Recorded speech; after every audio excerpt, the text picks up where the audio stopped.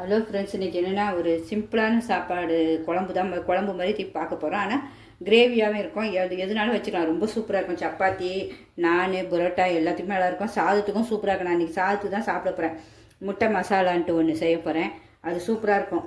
அதனால் சரின்ட்டு அதுக்கு சின்ன வெங்காயம் கொஞ்சம் எடுத்து வச்சுருக்கேன். அதில் உப்பு, மிளகுத்தூள் உங்களுக்கு தேவைகளை போட்டு நம்ம முட்டையை அடித்து வச்சுக்கணும். இதில் உங்களுக்கு அதை அடிக்கும் போது உங்களுக்கு காட்டுறோம். இதுக்கு தேவையான அரைக்கிறதுக்கு மசாலா என்னென்னா, ஒரு சின்ன ஸ்பூன் சும்மா தலையை தட்டி ஒரு தனியா, இந்த பச்சை தனியான்னு சொல்லுவோம்ல அது, அப்புறம் மிளகு ஒரு அரை ஸ்பூனு, காரத்தக்க, அப்புறம் சீரகம் கொஞ்சம், பட்டை, கிராம்பு, வாசனை பொருட்கள் என்ன வேணால் நீங்கள் சேர்ந்துக்குங்க. அன்னாச்சி பூ எல்லாமே, பிரிஞ்சி இலை எல்லாமே நான் சேர்த்துருக்கேன். அரைக்கிறதுக்கு ஒரு தக்காளி, ஒரு சின்ன வெங்காயம், சின்ன வெங்காயத்துலேயே பெரிய வெங்காயத்தையும் சின்னதாக அரிஞ்சு வச்சுருக்கேன். ஒரு அரை ஸ்பூன் கசகசா, சோம்பு, பெருஞ்சீரகம் சொல்லுவோம்ல சோம்பு, 2 காரத்துக்கு காஞ்ச மிளகாய், காஷ்மீர் மிளகாய் கலருக்கு வேணுன்னா போட்டுக்கலாம், வேணாண்டா ஓகே. இது எல்லாம் நல்லா வறுத்துடணும். நம்ம வறுத்துட்டு அப்புறம் இது வதக்கிறதுக்கு ஒரு அடுத்தது ஒரு பெரிய வெங்காயம் ஒரு அரிஞ்சு வச்சுருக்கேன். சின்ன வெங்காயம் ஒரு 6-7 பழம் முழுசாக போடணும். 2 பச்சை மிளகாய், கீரை வேண்டாம், காரம் எல்லாம் இருக்கும் நமக்கு, இஞ்சி பூண்டெல்லாம் இருக்கிறதுனால நீட்டாக ஒன்று. அப்புறம் இஞ்சி பூண்டு ஒரு அரை ஸ்பூன் உங்கள் காரத்தக்காய், லெமன் ஒரு சிட்டிகை ஊற்றணும் லாஸ்ட்டில். ஒரு சின்ன உருளைக்கிழங்கு உங்களுக்கு வேணுன்னா சேர்த்துக்கலாம், வேணா ஓகே. எனக்கு இது உருளைக்கிழங்கு ரொம்ப பிடிக்கும். இதில் இந்த பொடி மசாலானாலும் சேர்த்துக்கலான்ட்டு. கொஞ்சம் கருவேப்பிலை. இதுக்கு பட்டர் கொஞ்சம் சும்மா அந்த வதக்கிறதுக்கு பட்டர் ஊட்டினா டேஸ்ட்டாக இருக்கும். அதனால சும்மா ஒரு பட்டர் இருக்குன்னா அதில் ஒரு 1/4 வாசி தான் போட போகிறேன் உங்களுக்கு. இது அவ்வளோதான். நம்ம ஒன்று ஒன்றா செய்யும்போது அப்படியே பார்ப்போம். வதக்கிறதுக்கு ஒரு சின்ன தேங்காயும் எடுத்து வச்சுக்கோங்க, பொடிசாக அரிஞ்சு இதோட வதக்கிடுவோம். நம்ம எல்லாம் வதக்கிறோம்ல, தனியா மிளகுலாம் அதோட வறுத்துருவோம். அதை மறந்துட்டேன், அதனால் நாங்கள் அதையும் காட்டிட்டேன் உங்களுக்கு வறுக்கிறதுக்கு முன்னாடி. இப்போ நம்ம ஸ்டவ் வச்சு வறுக்க ஆரம்பிச்சிடுவோம். ஸ்டவ் பற்ற வச்சுருவோம், சூடாகட்டும். பட்டர் பாதி போட்டுருவோம். அது வெளியே வச்சோடனே மேலே உருகிடுச்சு, வேற ஒன்றும் இல்லை, போட்டுருவோம். சும்மா டேஸ்ட்டுக்கு தான், வேற ஒன்றும் இல்லை. இப்போமே நம்ம அந்த இது உருகும் போதே அப்படியே போட்டுருவோம். வெங்காயம், தேங்காய், மிளகாய், ஏன்னா அதை வதங்கிறது கொஞ்சம் வதங்கணும்ல. இதே பட்டை, கிராம்பு எல்லாம் போட்டுருவோம் ஃபஸ்ட்டு. இது நல்லா வதங்கட்டும், பொன்னிறமாக வரட்டும்.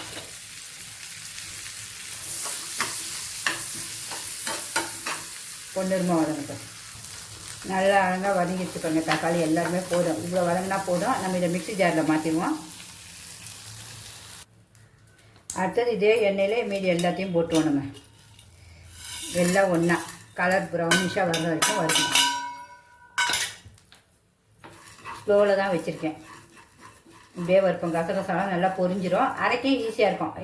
ஒவ்வொருத்தர் மிக்சியை பொறுத்து, உங்களுக்கு மிக்சி கொஞ்சம் அரைப்படாதுன்னா கொஞ்சம் தண்ணியில் ஊற வச்சுட்டு கசகசா வரைங்க, அப்போ சூப்பராக அரைப்பட்டுரும். எல்லாம் சூப்பராக பொரிஞ்சிருச்சு, வாடை வந்துடுச்சு. இனிமேல் ஆஃப் பண்ணிட வேண்டியதான். ஸ்டவ் ஆஃப் பண்ணியாச்சு. ஒரு 1/4 டம்ளர் தண்ணி எடுத்து வச்சுருக்கேன். சும்மா ஒரு 1/4 டம்ளர் தண்ணி ஊற்றி வேணும் போது கொஞ்சம் ஊற்றி அரைச்சிப்போம். அதை மொத்தத்தையும் வெங்காயம், தேங்காய், இது இந்த மொத்தத்தையும் போட்டு அப்படியே அரைச்சிடுவோம்.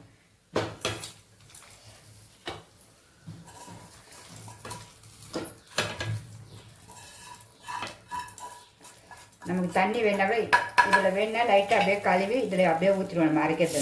ஏன்னா இது வேஸ்ட் ஆகக்கூடாதுல நமக்கு. அவ்வளோதான். இனிமேல் அரைச்சிடுவோம். நல்லா நைஸாக அரைச்சிடுவோம். தண்ணி 1/4 டம்ளர் ஊற்றிருக்கேன்.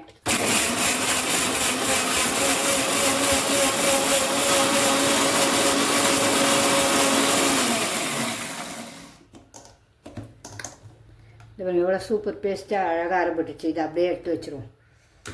பார்க்க எவ்வளோ அழகாக இருக்கு பாருங்க. ஒரு காஷ்மீரி மிளகாய் போட்டிருக்கேன், வேறு ஒன்றும் இல்லை. இன்னும் அப்படியே வச்சுட்டு அடுத்து எல்லாம் வதக்க ஆரம்பிச்சிடுவோம். ஏன்னா நல்லா நைஸாக பட்டு மாதிரி இருக்கணும். அந்த பாருங்க, அரைச்சா அப்படியே நைஸாக இருக்கணும் உங்களுக்கு, அந்த மாதிரி இருக்கணும், வேறு ஒன்றும் இல்லை. அதேமாதிரி அரைச்சி வச்சுக்கோங்க. அகலமாக கடாயை எடுத்துப்போம், வச்சுருவோம். சூடாகட்டும். எண்ணெய் ஊற்றிடுவோம். கொஞ்சமாக ஊற்றினா போதும் உங்களுக்கு இது வதங்கிறதுக்கு.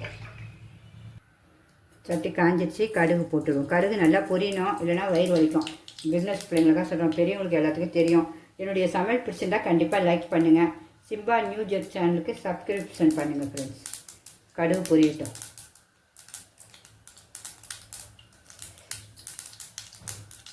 கடுகு நல்லா பொரிஞ்சிருச்சு. வெங்காயம், கருவேப்பிலை, உருளைக்கிழங்கு ஏன்னா வேகணுமில்ல உருளைக்கிழங்கு. அது பச்சை மிளகாய் வந்து சும்மா இப்படி உடச்சி போடுங்க, எல்லாம் வெடிக்கும். வேறு ஒன்றும் இப்படி கையில் எல்லாத்தையும் நல்லா வதக்கிடுங்க. இதுக்கு தேவையான உப்பு கொஞ்சம் போட்டுருங்க. முட்டை லாஸ்ட்டாக தான் நம்ம செய்யணும், அதை அப்புறம் காட்டுறோம். முட்டை தேவைக்கேற்ப உப்பு போட்டுக்கணும். முட்டை லாஸ்ட்டில் இது அப்படியே மூடி போட்டு அது பாட்டுக்கு வேகட்டும். உங்களுக்கு நல்லா கொஞ்சம் வெந்து வரட்டும். அரை வதங்கும் போது கொஞ்சம் இஞ்சி பூண்டை போட்டுருவோம். அரைச்சி வச்சுருக்கோம்ல ஒரு அரை ஸ்பூன். ரொம்ப சுவையாக இருக்கும் இந்த குழம்பு. வச்சுட்டிங்கன்னா எல்லாத்துக்கும் அது கிரேவி மாதிரி இருக்கும், எல்லாத்துக்குமே தொட்டு சாப்பிடலாம். கொஞ்சம் வெட்டிட்டு மூடிடும்.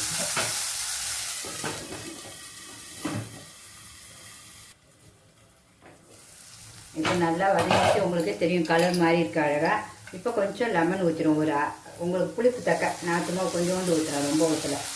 இந்த சின்ன பத்தில் ஒரு 2 சொட்டு தான் ஊற்றிருக்கேன். அப்புறம் நம்ம இந்த அரைச்சி வச்சுருக்கோம்ல, அது அவ்வளோ ஒரு வாசனைங்க. நம்ம பட்டை கிராம்பெல்லாம் இதில் ஊற்றிட வேண்டிய. ஸ்லோவில் தான் வச்சுருக்கேன் ஸ்டவ்வை. இதில் போய் கொஞ்சம் நம்ம தண்ணி பிடிச்சி எடுத்துருவோம். இந்த ஜாரை அலசி இதில் ஊற்றிடுவோம். இப்போயே எவ்வளோ அழகாக இருக்கு பாருங்கள் குழம்பு.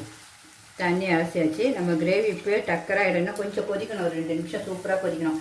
எவ்வளோ அழகாக ஆகிடுச்சு பாருங்கள். நல்லா போச்சுன்னா தான் நம்ம அதை கொதிக்கும் போது இறக்கும் போது அந்த முட்டையை போடணும். நம்ம அந்த முட்டை எப்படி செய்யணும்னு சொல்கிறவங்களுக்கு இப்போ உப்பு காரம் எல்லாம் டேஸ்ட் பார்த்துருவோம். செம்மையாக இருக்குங்க. நல்லா காரசாரமாக இருக்குது குழம்பு. இன்னும் மூடி வச்சு கொதிக்கட்டும். கொஞ்சம் அப்பப்போ கிண்டி மட்டும் கொஞ்சம் விட்டுக்கோங்க. அதுக்குள்ள முட்டைக்கு பாத்திரம், முட்டை பொரிக்கிறதுக்கு அந்த கிரேவியில் போடுறதுக்கு சின்ன வெங்காயம் அரைஞ்சி வச்சுருக்கேன். அதுதான் ரொம்ப உடம்புக்கு நல்லது, நோய் எதிர்ப்பு சக்தி. அதனால் அது போட்டுக்கோங்க. அப்புறம் 2 மிளகுத்தூள், மிளகு சீரகம் உப்பு எல்லாம் சேர்ந்துருக்கும். காரத்துக்கு கொஞ்சோண்டு மிளகாத்தூள். முட்டையை ஒரு எல்லோ கருவோடு உடச்சி ஊற்றிடுவோம். மீதி ஒயிட் கரு மட்டும் தான். ஏன்னா நமக்கு எல்லாம் சேர்க்கக்கூடாது. ஒரு வயசுக்கு அப்புறம் நமக்கு ஹெல்த்தி வேணும் பார்த்தீங்களா, அதனால் வெறும் ஒயிட் மட்டும் தான்.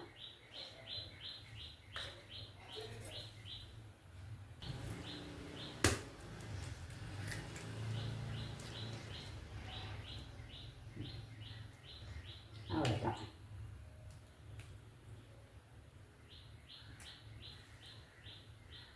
அந்த பக்கம் நம்ம கிரேவி கோச்சிட்டே இருக்கிறத நல்லா அடிச்சுக்கணும். நல்லா முட்டையை 3 வெங்காயம் பெப்பர் எல்லாம். உங்களுக்கு பச்சை மிளகாய் போடனாலும் போட்டுங்க. என்ன டேஸ்ட்டோ அதுதான் மெயின்.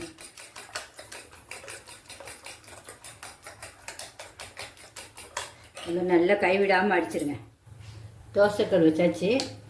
தேங்காய் எண்ணெய் தான் ஊற்ற போகிறேன். ஏன்னா தேங்காய் எண்ணெய் தான் முட்டைக்கு ரொம்ப டேஸ்ட்டு. தேங்காய் எண்ணெய் தான், வேறு எதுவுமே கிடையாது. நல்லா தடவிக்கலாம். சட்டி காயட்டும் நல்லா.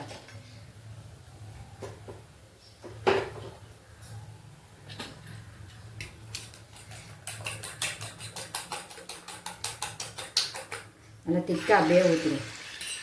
பொறுமையாக வேகட்டும். இது பொறுமையாக தான் வேகணும். நம்ம இப்போ தோசை திருப்பி வச்சு இப்படியே மடக்குங்க மெதுவாக.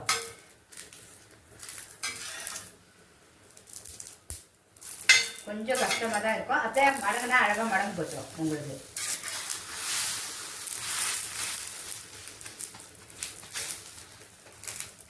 அப்படியே மடங்கட்டும். அப்படியே நல்லா ரவுண்ட்ஸ் பண்ணிட்டு அப்படியே சுற்றி மடக்கிடுங்க. உங்களுக்கு எப்படின்னாலும் சரிதான். முட்டை வேகணும் பார்த்தீங்கன்னா இன்னொரு வாட்டி சேர்த்து போட்டு இப்படி நல்லா வேகட்டும். நல்லா ஸ்லோவிலே வேகட்டும் முட்டை. ஒரு 5 நிமிஷம் மாற்றி போட்டுவோம். வெந்துருச்சு நல்லா.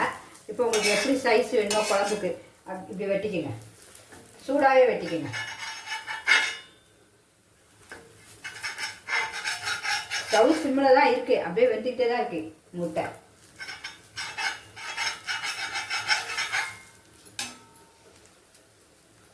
அந்த 3 முட்டையை எவ்வளோ அது ஒருத்தரில் ஒரு ஃபேமிலி ஃபுல்லாக சாப்பிடலாம். அந்த குழம்பு அவ்வளோ டேஸ்ட்டாக இருக்கும் கிரேவி உங்களுக்கு. இது வேகத்துக்கு இன்னும் கொஞ்சம் சைடெல்லாம் இப்படி பண்ணி வைங்க. அவ்வளோதான், சூப்பராக. அது இது பாட்டுக்கு அப்படியே இருக்கட்டும். ஸ்டவ்வை ஆஃப் பண்ணிவிடுவோம். அதுக்குள்ளே கிரேவி முடிவிட்டோம். அடுத்தது அப்படியே பார்ப்போம். நம்ம அதுக்குள்ளே அந்த முட்டையை வந்து நல்லா ரொம்ப நேரம் அதிலே இருக்க வேண்டாம். வெந்துருச்சு அழகாக. நம்ம எடுத்து ஒரு பிளேட்டில் மாற்றிடுவோம். எல்லாத்தையும் எவ்வளோ சூப்பராக வந்திருக்கு பாருங்கள். இப்போ நம்ம கிரேவி எப்படி இருக்குன்னு பார்ப்போம். எவ்வளோ சூப்பராக ஆகிடுச்சு பாருங்கள். எண்ணெய் பிரிஞ்சு வரணும். இன்னும் ஒரு 2 நிமிஷம் இருக்கணும் உங்களுக்கு. டேஸ்ட்டையும் பார்த்துருவோம். இப்போ அந்த முட்டை கிரேவிக்கு அந்த குழம்பே என்ன டேஸ்ட்டுங்க. உண்மையே திக்னஸ் எப்படி இருக்குது பாருங்கள், பார்க்கவே அழகாக இருக்குது. ஆனால் இன்னும் கொஞ்சம் எண்ணெய் பிரிஞ்சு வரும்போது முட்டையை போட்டுருவோம் நம்ம.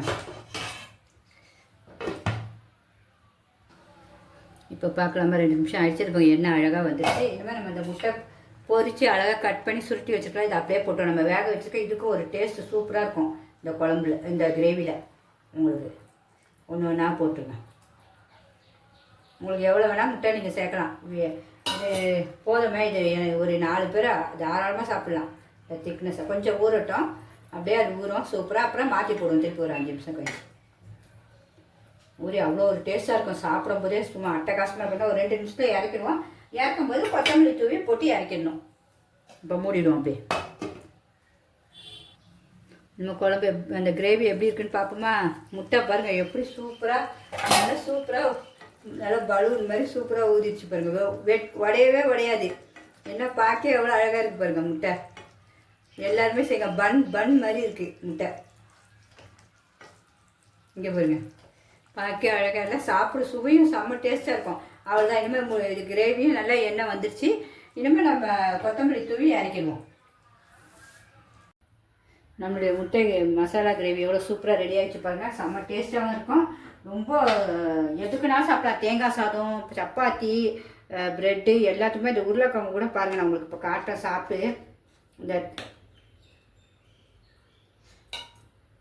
முட்டையை கூட எடுத்து காட்டுறேன் பாருங்கள். ஒரு முட்டையும் இந்த குழம்பு எவ்வளோ சூப்பராக இருக்குன்னு மட்டும் பாருங்கள்.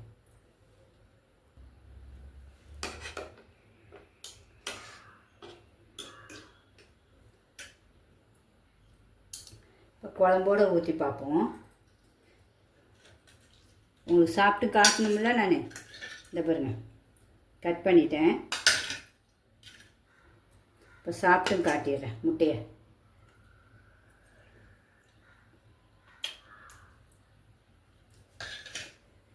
இப்போ செம்ம டேஸ்ட்டுங்க. மிஸ் பண்ணவே பண்ணாதீங்க. ரொம்ப சூப்பராக இருக்கும். சமையல் எல்லாம் பார்த்து பார்த்து பண்ணுறதுனால அவ்வளோ டேஸ்ட்டாக இருக்கும் என் சமையல். யாராவது ஒருத்தர் கண்டிப்பாக இதை செய்வீங்கன்னு தான் போடுறேன். கண்டிப்பாக எல்லோரும் செஞ்சு நல்லா இருந்துச்சுன்னு சொல்லுங்கள். ஓகே, வேறு ஒன்றும் இல்லை. உங்களுக்கு பிடிச்சதா கண்டிப்பாக ஒரு லைக் பண்ணுங்கள் ஃப்ரெண்ட்ஸ். யாராவது ஒருத்தர் யூஸ் பண்ணணும் இதை. நம்ம செஞ்சு நம்ம இப்படி அழகாக செய்கிறது அவங்களும் செஞ்சு சாப்பிட்ணும். ஓகே ஃப்ரெண்ட்ஸ், நான் இன்றைக்கி வந்து இதுக்கு தேங்காய் சாதம் தான் செஞ்சு சாப்பிட போகிறேன். இல்லைனா கீ ரைஸ், 2த்துல ஏதாவது ஒன்று தான் சாப்பிட போகிறேன். ஓகே, பாய்.